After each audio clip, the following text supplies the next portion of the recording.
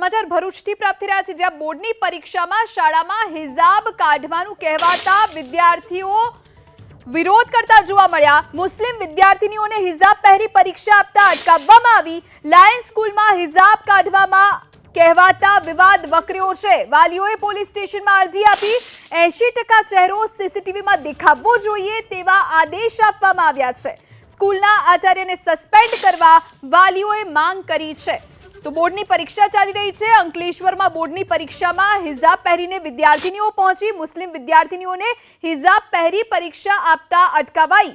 Lions school કે જ્યાં ઘટના બની છે, હિજાબ કઢાવવામાં આવતા વિવાદ વકર્યો છે। વાલીઓએ પોલીસ સ્ટેશનમાં અરજી આપી છે।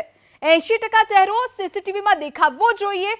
જ્યારે હિજાબ પહેરેલો હોય ત્યારે આંખો સિવાય કોઈ ચહેરાના એક પણ ભાગ નથી દેખાતા, જેને લઈ અને હિજાબ કાઢવાનું કહેવામાં આવ્યું વિદ્યાર્થીનીઓને, અને વિદ્યાર્થીનીઓએ પણ વિરોધ કર્યો અને સાથે વિદ્યાર્થીનીઓના વાલીઓએ પણ વિરોધ નોંધાવ્યો છે।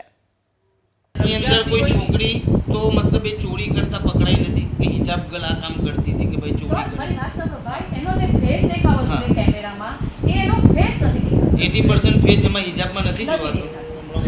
અને પાસપોર્ટ ચેકિંગ અમાર ચાલતું હતું અને એક દીકરી હાથ પર આટલું કંઈક સૂત્ર ગણિતનું પેપર હતું, એ સૂત્ર લખી લાવી હતી। એ હિજાબ જોવા મળશે, એ હિજાબ ગલ હતી મેડમ, હાથમાં હતું ને મેડમ, એટલે હિજાબ ગલ હતી મેડમ। મને સાંભળી લો, એક સેકન્ડ। એટલે એને અમે જોવા તપાસતા હતા, એટલે અહીંયા એનું લખેલું હતું, એટલે ચેકિંગ ચાલુ જ હતું અમારું બધાનું। એટલે એને સૂચના આપી છોકરીઓ કે બેટા તમારા જે આ શું કહેવાય, મને આઈડિયા નથી, સ્કાર્ફ, એ તમે આજે અહીંયા ઉતારીને મૂકી દો, જેથી તમે શાંતિથી પરીક્ષા આપો, તમને વારંવાર સૂચના આપવામાં ન આવે અને બીજા દીકરાઓ કે દીકરીઓ પણ ડિસ્ટર્બ ન થાય।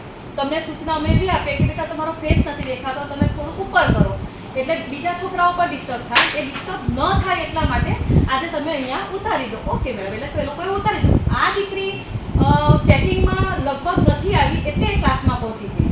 ક્લાસમાં જઈને તમે કદાચ જોયું હશે, હું 1 સેકન્ડ કે 2 સેકન્ડ સુધી ત્યાં જાઉં છું અને એનો સૂચના અમે આપીએ છીએ એટલે એ આપી દે છે।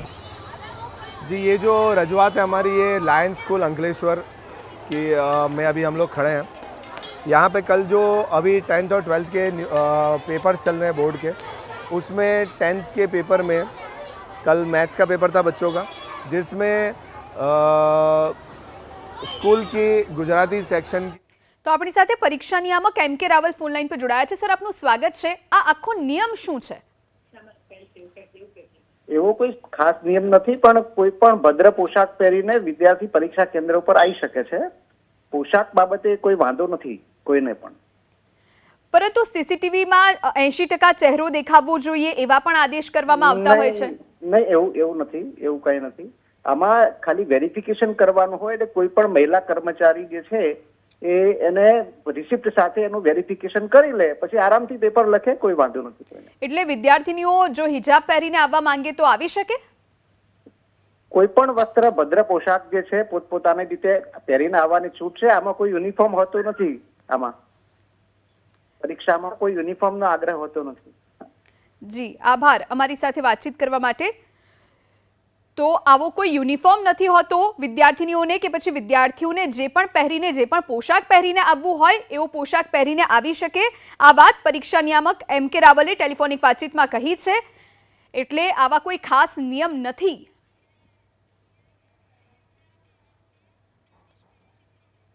AIMIMના પ્રવક્તા દાનિશ કુરેશી આપણી સાથે ફોન લાઈન પર જોડાયા છે। દાનિશભાઈ, આપનું સ્વાગત છે। આજે ઘટના બની છે, વિદ્યાર્થીનીઓને હિજાબ પહેરીને પરીક્ષા આપતી અટકાવાઈ છે, શું કહેશો તેને લઈને? લાગે છે કે સ્કૂલે આ રિએક્શન આપ્યો છે, સામે એજ્યુકેશન બોર્ડ જે છે આપણે સખતમાં સખત પગલાં લેવાની જરૂર છે। આજે બોર્ડની પરીક્ષાઓ ચાલે, એ સમય જો બાળકોને કે વિદ્યાર્થીઓને આ રીતના પાબંદીઓ લગાવવામાં આવે, બિલકુલ ગેરવ્યાજબી છે। યુનિફોર્મ ફ્રી એન્ડ ફેર છે। યુનિફોર્મ દરેક વિદ્યાર્થીની પહેરી શકે છે અને એની ઉપર કોઈ પણ પ્રકારની પાબંદી લગાવી એ મને લાગે છે કે એક અસમાનતા છે। અને જે લોકો આ પ્રકારનું વાતાવરણ બનાવી રહ્યા છે આખા પ્રદેશની અંદર, એમની સામે સખત કાર્યવાહી થવી જોઈએ। કોઈ પણ બાળક બાળકી જે છે એની નિજી પર્સનલ લાઈફની અંદર આ રીતના રિસ્ટ્રિક્શન્સ લગાવવા એ સત્તા સ્કૂલની સત્તામાં નથી આવતી। જી આભાર દાનિશભાઈ જોડાવા માટે અને વાતચીત કરવા માટે. તો શાળાની સત્તામાં વાત નથી આવતી, આ વાત દાનિશ કુરેશીએ જણાવી છે, જેઓ મુસ્લિમ અગ્રણી. તો આ તરફ સ્કૂલના આચાર્યને સસ્પેન્ડ કરવાની વાલીઓએ માંગ કરી અને હોબાળો મચાવ્યો છે. વિદ્યાર્થીનીઓને હિજાબ કાઢવાનું કહી અને પરીક્ષા આપવાનું કહેતા મોટો વિવાદ સર્જાયો છે અંકલેશ્વરમાં. લાયન્સ સ્કૂલમાં આ ઘટના બની છે. વાલીઓએ પોલીસ સ્ટેશનમાં અરજી આપી છે. આ તરફ આચાર્ય તરફથી કહેવામાં આવ્યું કે 80% ચહેરો સીસીટીવીમાં દેખાવો જોઈએ તેવા આદેશ છે, તેને જ લઈ અને આ વિદ્યાર્થીનીઓને હિજાબ કાઢવા માટે કહેવામાં આવ્યું હતું. તો વિદ્યાર્થીનીઓએ પણ વાત માની અને તુરંત હિજાબ કાઢી અને સાઈડમાં રાખ્યો. પરંતુ વાલીઓને જ્યારે જાણ થઈ આ વાતની, ત્યારે વાલીઓ વિરોધ કરવા માટે પહોંચ્યા અને શાળાના આચાર્યને સસ્પેન્ડ કરવાની તેમણે માંગ કરી છે. તો આ તરફ પરીક્ષા નિયામક સાથે વાતચીત થઈ ત્યારે તેમણે કહ્યું કે આવા કોઈ નિયમો નથી. ભરૂચના ડીડીઓ સ્વાતિબેન રાવલ આપણી સાથે ફોન લાઈન પર જોડાયા છે. બેન આપનું ડીઓ છે, બેન આપનું સ્વાગત છે. આજે આખી ઘટના બની છે, આપની પાસે શું જાણકારી છે? મને ગઈકાલે રાત્રે આ ઘટના અંગે જાણવા મળ્યું હતું અને મેં તરત જ અમારા ઝોનલ ઓફિસર અને શાળાના આચાર્યનો કોન્ટેક્ટ કર્યો હતો.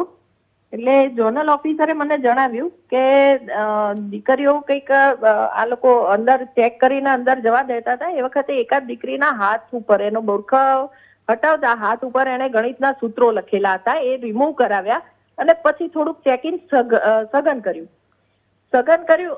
એની સાથે બીજું એટલે એમને હિજાબ તો એમને કઢાવ્યા નથી, પણ પરીક્ષા ખંડની અંદર અમારી માધ્યમિક શિક્ષણ બોર્ડની SOP ગાઈડલાઈનમાં એવી સૂચના છે કે તમામ પરીક્ષા પદ્ધતિ પરીક્ષા દરમિયાન સીસીટીવી રેકોર્ડિંગ કરવું અને સીસીટીવીમાં સ્પષ્ટ વિઝન દેખાય એવું રાખવું.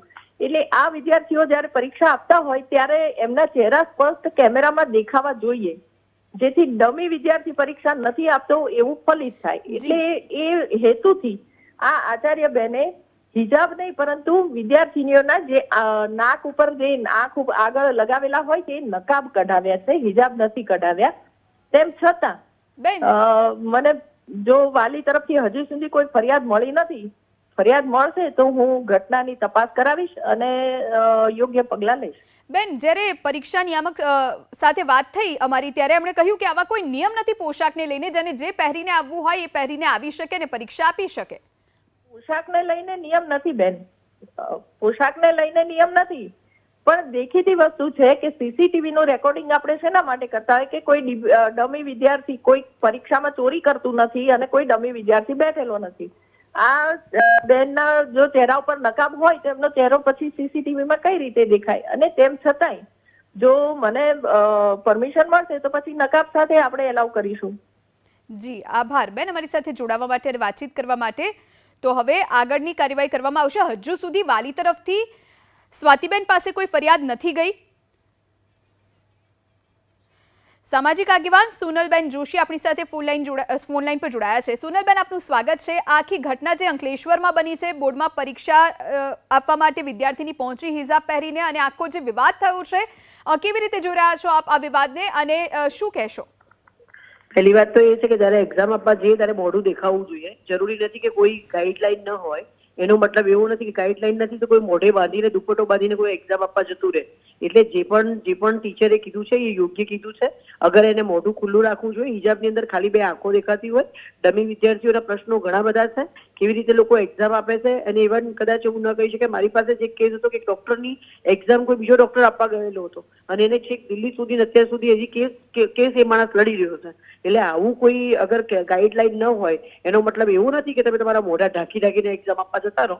એટલે સમજવું જોઈએ ખોટો ઇસ્યુ ધાર્મિક લેવલે આવી રીતે બનાવીને ખોટી સામાજિક રીતે સમરસતા અને શાંતિ ભંગ કરવાનો કે દોડવાનો પ્રયત્ન નહીં કરવો જોઈએ. અને એમને કમ્પ્લેન લખાવી તો લખાઈ શકે છે, પણ મોઢું ખુલ્લું રાખવું એ બહુ જરૂરી છે. અને બીજી એક મહત્વની વાત કહેવા માંગીશ, આ તો એક્ઝામને લગતી છે. બાકી સ્કૂલોમાં જે પણ ગણવેશ છે ગણવેશનો ફોલો કરવો જોઈએ. બાળકો સ્કૂલમાં આવવાની એક યુનિફોર્મ નીતિ છે અને એને ફોલો કરવી ખૂબ જરૂરી છે.